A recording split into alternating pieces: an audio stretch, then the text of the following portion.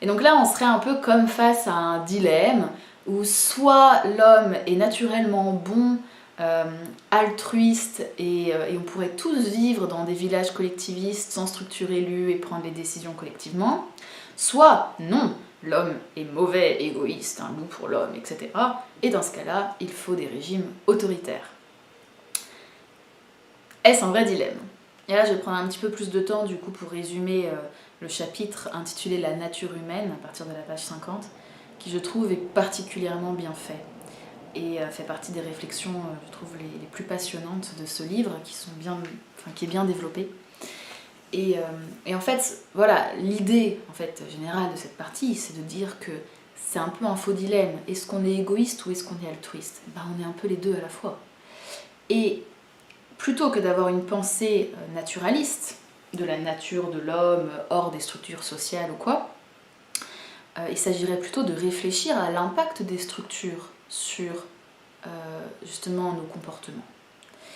Et donc ce que dit Francis Dupuy-Déry, et je le cite, non attendez, j'ai perdu la page, voilà. On peut penser que nous sommes un peu des deux à la fois et que l'important est d'encourager la prédominance de notre bonne partie, entre guillemets, et de juguler la mauvaise. Le plus souvent, les anarchistes ne considèrent pas que tout cela est une question de bonne volonté, de vertu ou de personnalité individuelle. En général, les anarchistes développent à ce sujet une réflexion sociologique et structuraliste. C'est-à-dire que c'est la socialisation et surtout l'organisation de la société telle qu'elle est qui nous influence et encourage la prédominance de l'une ou de l'autre de nos tendances. Je ne sais pas si vous avez vu le reportage d'Arte qui s'appelle Un monde altruiste.